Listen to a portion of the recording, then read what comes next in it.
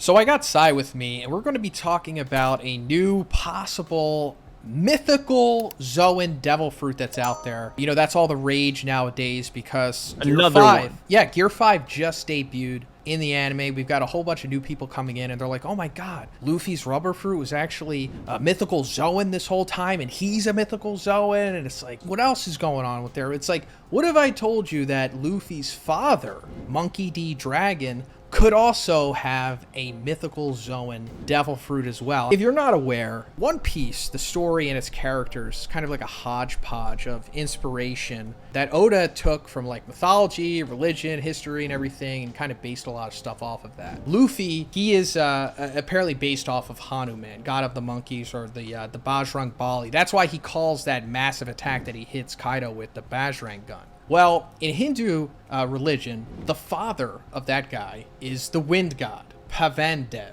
So why that makes sense that it could be dragon is because throughout the story, we've seen that dragon probably has some kind of like wind powers. I mean, it's like almost guaranteed at this point. He has to have something. I mean, like all the way back at Logue Town, he was clearly the guy who was manipulating the green winds and everything. So and also, you know, we saw him blow away those fires in that flashback when he was saving that random town or island or whatever. You probably know the name of it, but he definitely has some kind of wind devil fruit. And it ultimately comes down to like, is it a Logia? Is it a Paramecia? Is it a Zhoniin? And it goes back to what we were talking about at the beginning. It probably is a mythical Zhoniin at this point, because why not? So now, if it is a mythical Zhoniin, it could be a snake fruit mythical Zhoniin. And now you might be also thinking, well, there was already a mythical snake fruit with Orochi. And yes, that's true. But I don't know if that necessarily means that there can only be one mythical model of like a certain other sub-model. You know, because there's like,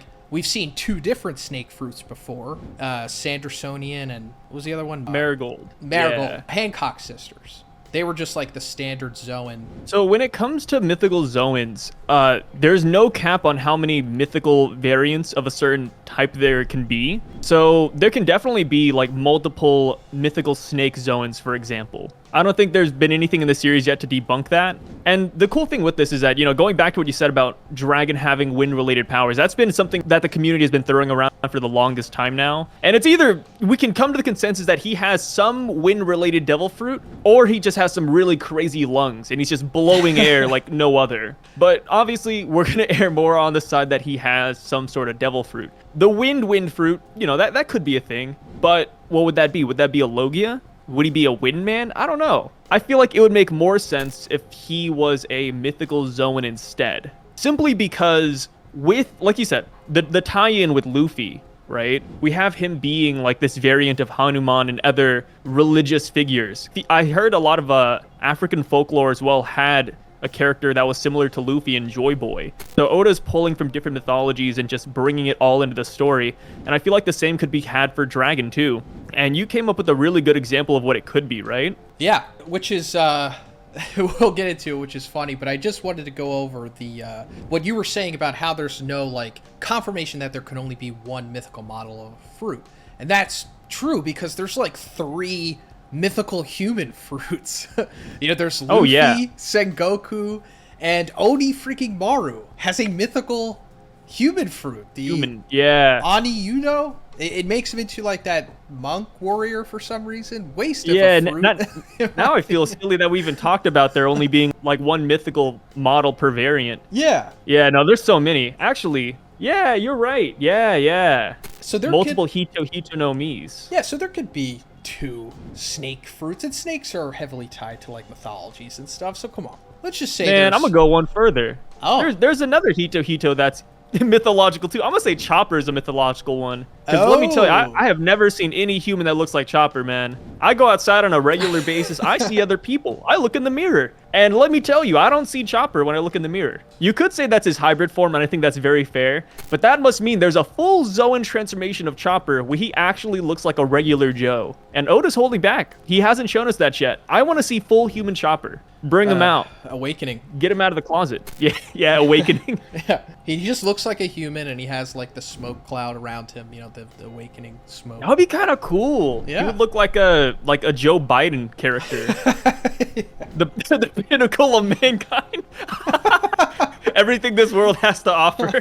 But going back to Dragon, well, he said his mythical Zoan could be a snake, but like what, Yes. what myth of the snake? Well, we're going to Incan mythology. Oh, interesting. We haven't really explored that too much, or at least as far as I know in the series. So it could be this mythical Incan creature by the name of Amaru, which is kind of like a chimera. I'll have it up on the screen here. Now, this picture that we're looking at, the main thing that I want to take away from here is the tail. If you look at the tail, it is extremely similar to the markings that Dragon has on his face. Now, before I go further, let me just say that, like, I don't think that this picture we're looking at is, like, 100% canon. I don't think an Incan made this. Just taking a guess. I don't think an Incan back in the, I don't know, however, thousands of years ago made this. I'm just taking a guess. But Quite the artist. Yeah, I haven't really seen this marking on Amaru anywhere else that I've been able to find. This is the only place I've seen it, but it is fascinating that it looks like Dragon's marking on his face. And I think Dragon's marking obviously is integral to his character, and there's going to be like a big reveal about what it means. And I know a lot of theories revolve around what the marking on Dragon's face is. And I was trying to think of like the timeline of when he got that, because what was it, like 22 years ago when he met up with Vegapunk at Ohara? It was like around that, right? Something like that? Yeah, it was about 20 years ago. Yeah, so he didn't have the tattoo on his face. No, he didn't have the tattoo on his face, but he did have that like marking on his pants though. Ah, okay. So, but then again, we do know that Oda loves to foreshadow powers and characteristics on clothing as well. Like how Luffy has always worn a sunflower. Okay, I say always. He's worn a sunflower 2 times, one in Dressrosa and one as a kid, which, people look at that and they're like, oh, sunflower, sun god Nika, kind of a stretch, but, I like to think Oda's pretty, I feel like it was implicit, No, I agree for sure. Sun. Yeah. Sun, it's always, the sun is always there with Luffy, regardless of how He loves you the feel sun. about, regardless of how you feel about Nika, the sun has always been associated with Luffy, more or less. So whatever this marking is could have been always associated with Dragon. Now here's another big stretch on how Dragon got this devil fruit and got the marking on his face. It goes back to us talking about Zhoniin and Marigold of Amazon Lily. Now here's another big theory about Dragon, and it's that Dragon went to Amazon Lily at some point in the past, and that's where he met Luffy's mother. Because Luffy's mother could possibly be the Empress of Amazon Lily, who was holding the throne before Hancock. Now, because we heard that, something happened to her, she died of love sickness or whatever. So I think that probably has to do with her falling in love with Dragon. And since they have snake stuff there, like it's all about snakes and stuff in Amazon Lily, and we saw 2 regular snake Zoans there, and Hancock's is Medusa related, so that's kind of snake adjacent. But what if they gave Dragon the mythical snake fruit? That'd be kind of crazy. And then just like having a bunch of snake fruits there, yeah. And then that's when he put the mark on his face, because I don't know. Yeah, he wants to live up to the name. He wants to live up to the devil fruit. Now we gotta go back to Amazon Lily. So does Amazon Lily have? So I know that they have that castle with a bunch of snakes on it. Okay, they have 5 snakes, I think, all around Amazon Lily. I wonder if that's symbolic to maybe how many snake zones they have over there. But probably not, though. I feel like there's more behind the island. But either way, like having Dragon get the snake fruit from Amazon Lily, I don't think that's like necessary. But I could definitely see it, right? Because Luffy in some weird fashion has like this connection to Amazon Lily.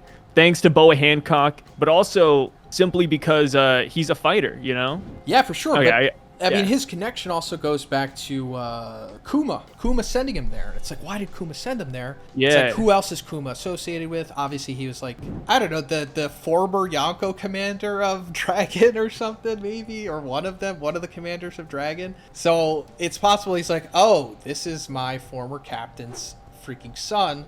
I know his backstory. I know that his mom was the former empress, so I'm just going to send him to his mom's homeland. Yeah, it's kind of strange, right? Like, he sent Zoro to Mihawk. That makes a lot of sense. Nami to Wetheria makes a lot of sense. Usopp sending him to get pop greens, I guess that could kind of make sense. Chopper to a medicine place. Like, everything makes sense except for Luffy. Maybe I don't even know. Like, I don't know how to justify that, right? Because that's before Luffy met Hancock, so Kuma has no idea that Luffy and Hancock would kick it off. So there has to be some reason.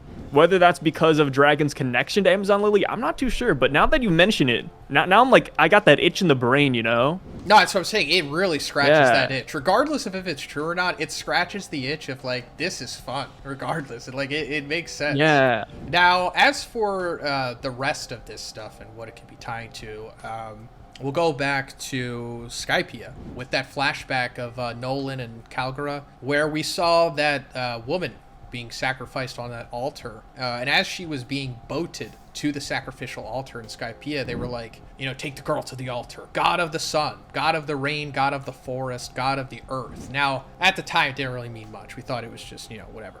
They're just mumbo jumbo. Yeah, making up stuff, whatever. Yeah. But now, it turns out that it's probably, it's the truth, maybe. Because the sun god Nika is what Luffy's fruit truly is. So that means that there probably is a god of the rain, god of the forest, and god of the earth. Now, the god of the rain could be what Dragon is. And that could be what his devil fruit is. The mythical whatever, Amaru, mythical snake, whatever, Oda eventually wants to call it. It will be what this god of the rain represents. And then, I guess the rain comes with the wind too.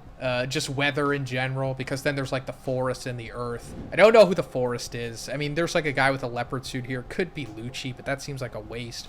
God of the earth could be Emu. Emu is associated with the earth. But that's stuff for another time. But yeah. I think what's interesting about this is like Dragon being some sort of flying mythological creature, I feel like makes a lot of sense, right? Going back to like the wind and just the rain. And you can kind of look at it and say, okay, so Dragon, he probably needs wings because that's how he controls the weather. And you're like, but what if it's not him, But looking back at his ship and the name of it, his ship is even named the Wind Gamma. And it has a dragon for a helm. So it's like, wait, like there's got to be something here. Like you can't even deny the wind powers. No. Because I see some people saying that maybe it's a coincidence, maybe it's fate itself bringing Luffy up, but I'm like, no, this is Dragon. Like, there's nothing fateful about this. Dragon's just running that wind over, He's the breeze over the hill. He is 100%. I mean, it would actually, I think, be bad writing if Dragon doesn't have wind powers. Because then it's like, then what was going on all those other times? It was just the winds of fate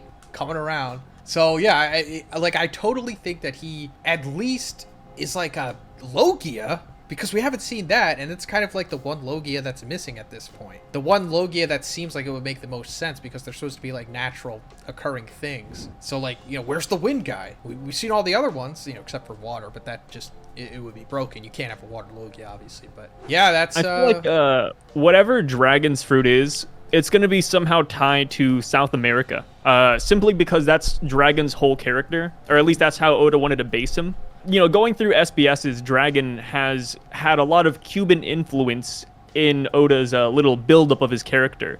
Even his ship name, the Wind Grandma, I'm sorry, I keep on mispronouncing that one. That is like a Cuban yacht as well. So it's like, it just makes a lot of sense that whatever power he has it has like some South American influence in it. And if this is like an Incan-esque devil fruit, then I could definitely see it. Yeah, so I guess we could end the video on this. I'm glad you're bringing up the South American stuff, because Amaru, the mythical snake that we were talking about, that name also shows up again in Peru, because there is Tupac Amaru II. And yes, you're thinking Tupac. Yeah, that's where Tupac Shakur, the famous rapper, got his name from. Tupac Amaru II. Now, this guy is important because he was like a revolutionary in himself, apparently. Very, very similar to Dragon. He led a revolutionary against the Spanish in the 1700s. In the Spanish, back in the day, they may as well have been the Celestial Dragons. So, and then, just one last thing. If you look up Tupac Amaru II on Google, he kind of looks like Dragon. Okay, that's all I'm saying. He kind of does. I'm looking at it right now. I'm like, dang, this is a dragon pose, dragon hair, and he actually drops a cold line. I don't know if he actually said this, but some of the top articles, one of his lines says, "I'll be back, and there will be millions of us." And it's like, yo, Dragon starting the revolutionaries and gathering countries? Like, I don't know, man. I kind of like that. Yeah, maybe that's his decry against Mary Joie, because they were already there once, and it's like, hey, I'm coming back.